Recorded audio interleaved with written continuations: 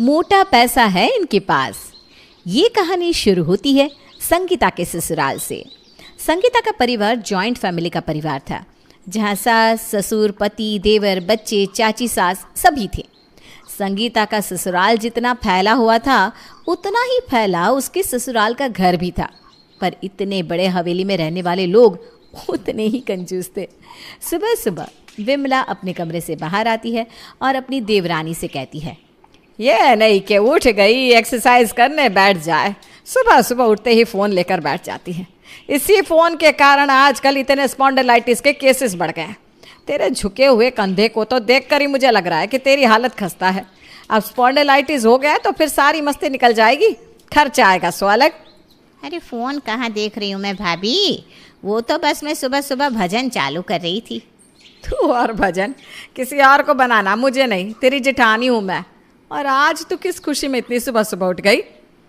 वो मुझे ना एक पार्टी में जाना है भाभी, इसीलिए ज़रा सवेरे जल्दी उठ गई, तभी तो जाकर ना कपड़े डिसाइड कर पाऊँगी। तो अभी एक्सरसाइज कर ले, शरीर फिट है तब तो पार्टी में दबा कर खा पाएगी, और ना हो तो मत ही जाना, बेकार में गिफ्ट देने का खर्चा आ जाएगा। विमला किरण को एक्सरसाइज करने बिठा देती है और खुद नहा धोकर तैयार हो जाती है। ला बहू एक थैली दे दे, मैं सब्जी लेकर आती हूँ। सुपरमार्केट से ले लीजिएगा ना मम्मी जी, उनके पास थैली भी रहती है। अरे नाना भाई, मैं तो सब्जी मंडी जा रही हूँ, सुपरमार्केट नहीं। घर से थैली ले जाने में फ़ायदा है, 2 पैसे की बचत हो जाती है, वरना वो नास पीटा सब्जी वाला 2 रुपये की एक थैली देता है, जिसमें 1 पाव से ऊपर सब्जी भी नहीं आती, और बड़ी थैली पूरे 5 रुपये की आती है। अब 5 रुपये देकर थैली कौन खरीदे? इसीलिए तो मैंने कल ही कपड़े की एक थैली बनाकर रसोई में रख दी है, ज़रा पकड़ा दे। और विमला अपनी थैली लिए निकल पड़ती है सब्जी मंडी की ओर। इधर उधर घूमती हुई विमला सब्जियां छांटना शुरू करती है। अरे बेटा, ये टमाटर कितने की दी? जब लेनी होगी तब दाम पूछेगा। रोज़ रोज़ आप सारी सब्जियों के दाम पूछ लेती हो और आखिर में 1-2 मिर्च उठाकर चल देती हो, कुछ लेती तो हो नहीं। आपके कारण मैंने सामने मिर्च रखना तक छोड़ दिया। अरे इतना दिल छोटा रखेगा तो कैसे जीवन में कुछ बड़ा करेगा? हैं? चल कोई बात नहीं, मैं ना ये एक अदरक ले जाती हूँ। विमला जी इसी तरह कहीं से उठाकर तो कहीं से खरीद कर सस्ती से भी सस्ती सब्जियां अपनी थैली में भर लेती है और एक न्यूज़पेपर से उसे ढक देती है और घर की तरफ जाना शुरू करती है। जैसे ही विमला अपने मोहल्ले में पहुंचती है, शंभू उसे देखते ही उस पर भड़क पड़ता है। क्यों ले आई तू इतनी सारी सब्जियां? लूटवा के मानेगी क्या मैं? हाँ, और ज़ोर ज़ोर से बोलो ना कि सभी को समझ में आ जाए कि हम थैली भर भर कर सब्जी मंगवाते हैं। अरे मैं पागल नहीं हूँ जो मैंने ऊपर से इस तरह न्यूज़पेपर ढक रखा है। और क्या आप भी भरे बाजार में ड्रामा कर रहे हैं? अरे पानी के भाव लेकर आई हूँ मैं इन सब्जियों को। अरे पर तुम लाई तो सब्जी वाले के पास से ही हो ना, ताज़ा ताज़ा सब्जियां। ये ताज़ी ना बस नाम की होती है, और सस्ती बोलकर वो भी अपना फ़ायदा रख ही लेता है। छटी हुई सब्जी ले आता है, अरे 5 रुपये में किलो भर देता है सब्जी वाला, और तुझे तो सिर्फ पैसे का हुलिया करना है।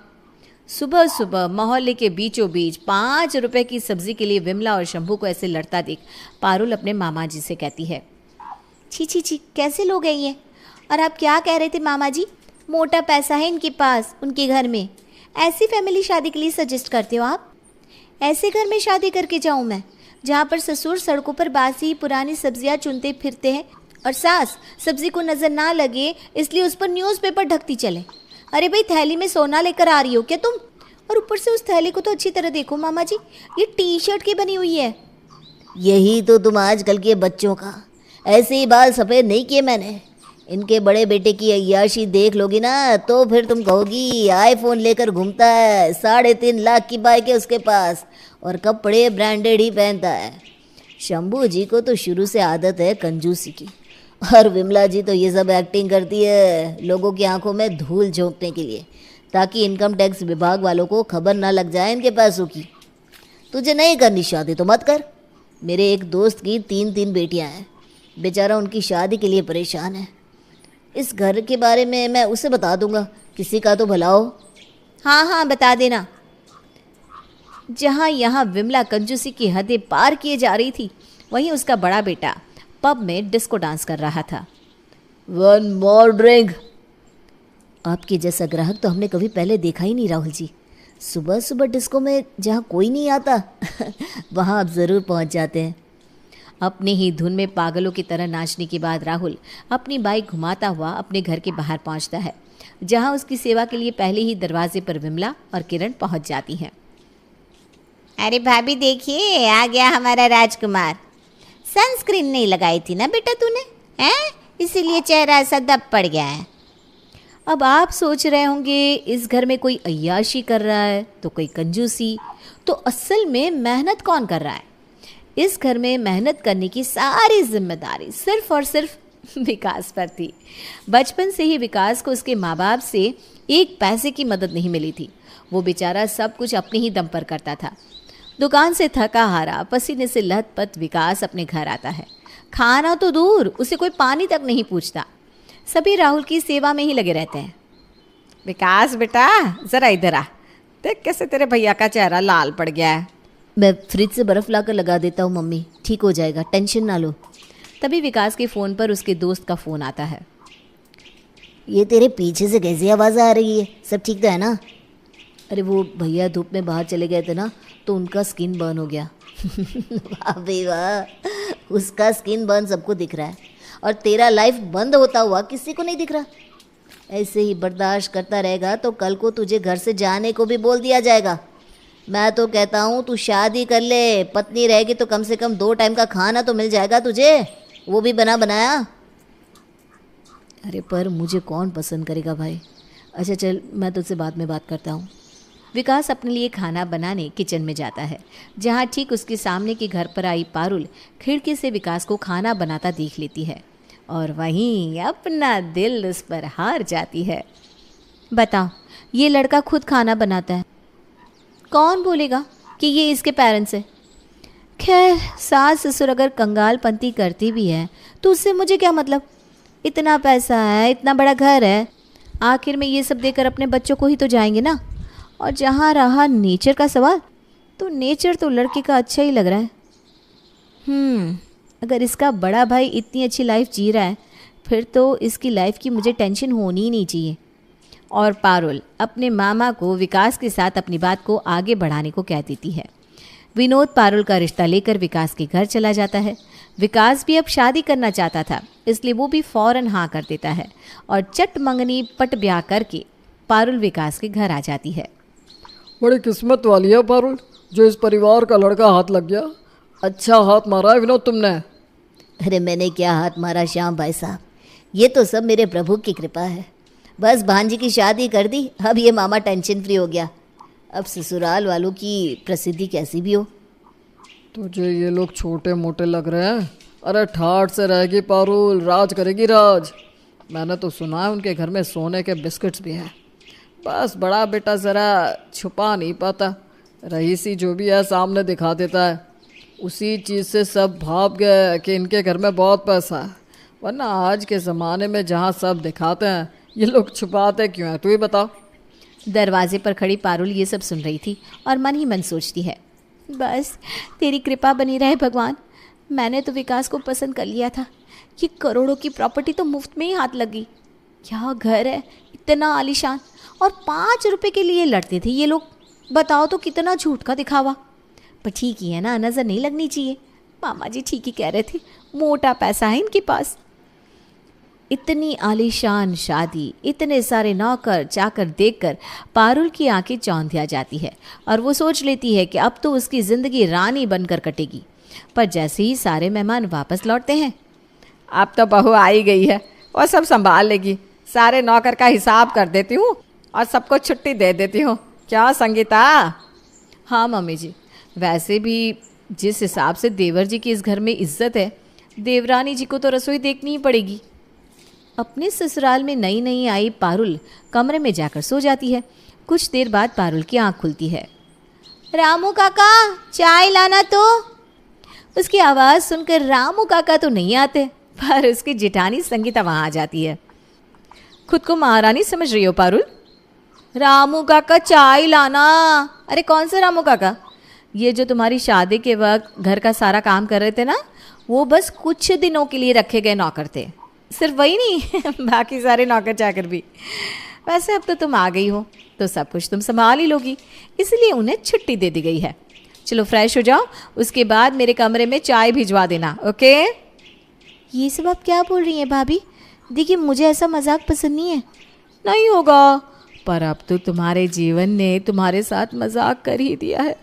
तुम्हें क्या लगता है इतना नाम है हमारा मार्केट में, तो हमारे घर के लड़के से शादी करके तुम्हारी लाइफ सेट हो जाएगी? बिल्कुल भी नहीं। जिससे तुमने शादी की ना, उस विकास की इज्जत इस घर में 2 रुपए की नहीं है। अब तुम ही देखो, शादी का दूसरा दिन है और वो तो तुम्हें अकेला छोड़कर काम पर भी चला गया। पर फिर इतना बड़ा घर? ये पापा जी ने थोड़ी ना बनवाया है, ये तो हमारा पुश्तैनी मकान है। तो फिर वो क्या था, मोटा पैसा? मोटा पेट तो है नहीं इस घर में किसी का, तो मोटा पैसा कहाँ से आएगा? चलो अब एसी बंद कर दो, इस घर में 1 घंटे से ऊपर एसी कोई नहीं चलाता। बेचारी पारुल, कहाँ लाइफ में कुछ बड़ा करना चाहती थी और कहाँ इस झूठ की अफवाह के कारण वो ऐसे घर में आ गई थी जहाँ उसकी पूरी जिंदगी रसोई में कटने वाली थी। खाना बनाने के लिए पारुल किचन में जाती है और सब्जी बनाने के लिए कढ़ाई में तेल डालती है कि तभी उसकी सास वहाँ आ जाती है। अरे अरे बहू, ये रिफाइन क्यों ले लिया तूने? 250 रुपये लीटर वाला रिफाइन है, ये सिर्फ मेहमानों के लिए रखा हुआ है। चल वापस अंदर रख दे, मैं तुझे सस्ता तेल निकाल कर देती हूँ, हम उसी में खाना खा लेते हैं। बस याद रखना, सामने ऑलिव ऑयल रखा हुआ है, राहुल उसी में बना हुआ खाना खाता है, वरना बाकी किसी तेल की स्मेल भी अगर उसे आ जाए तो उसे उल्टी होने लग जाती है। और विकास मम्मी जी, उन्हें उल्टी नहीं होती? अरे वो मेरा मजबूत बेटा है, उसे तो कोई कुछ भी दे देगा वो खा लेगा। वो तो नमक रोटी खा ले, नखरा नहीं है उसका कुछ भी। पर वो क्या है ना, राहुल का शरीर ज़रा कमज़ोर है, ज़रा सी भूख भी उससे बर्दाश्त नहीं होती। थोड़ी सी धूल मिट्टी भी चली जाए ना तो उसे खांसी हो जाती है। कल कह रहा था मम्मी एक कार लेने की ज़रूरत है, देखती हूँ कोई एफडी तुड़वा दूँगी। कार की क्या ज़रूरत है मम्मी जी, उनके पास बाइक तो है ही। अरे ये कहना बहू, इतनी तेज़ धूप में उसे 10 जगह इंटरव्यू देने जाना पड़ता है। विकास का तो क्या है, उसने दुकान कर लिया तो कम से कम 10 जगह भटकना तो नहीं पड़ता। और मुझे पता ही है बाहर भूखा नहीं रहता होगा, कुछ ना कुछ पौष्टिक खा ही लेता होगा। पर मैं अगर राहुल का पेट भर कर ना रखूँ तो वो बेचारा भूखा मरता मैदा भी खा ले। अभी कार तो मैं उसे लेकर ही दूँगी, नौकरी लग जाए उसकी, मेरी टेंशन ख़त्म। हे भगवान, कैसे लोग हैं ये? एक ही माँ अपने दोनों बच्चों में इतना भेदभाव कैसे कर सकती है? पारुल का खून तो पहले ही खौल रहा था कि बची कुची कसर पूरी करने किरण भी रसोई में आ जाती है। ये ठीक किया भाभी आपने, जो पायल को सब बता दिया। सब बच्चों का शरीर एक सा नहीं होता। बेचारा हमारा राहुल थोड़ा कमज़ोर है तो क्या कर सकते हैं। और बेटा ऊपर देख, वो कबर्ड में जो पहले वाला डाइनिंग सेट है ना, उसी डाइनिंग सेट में खाना परोसना। राहुल स्टील के बर्तन में खाना नहीं खाता। खाना बनाकर पारुल टेबल पर पहुंचती है। सभी घबराए हुए राहुल की तरफ देख रहे थे कि बस उसे खाना पसंद आ जाए। ये कोई खाना है? हाँ, कोई खाना है ये?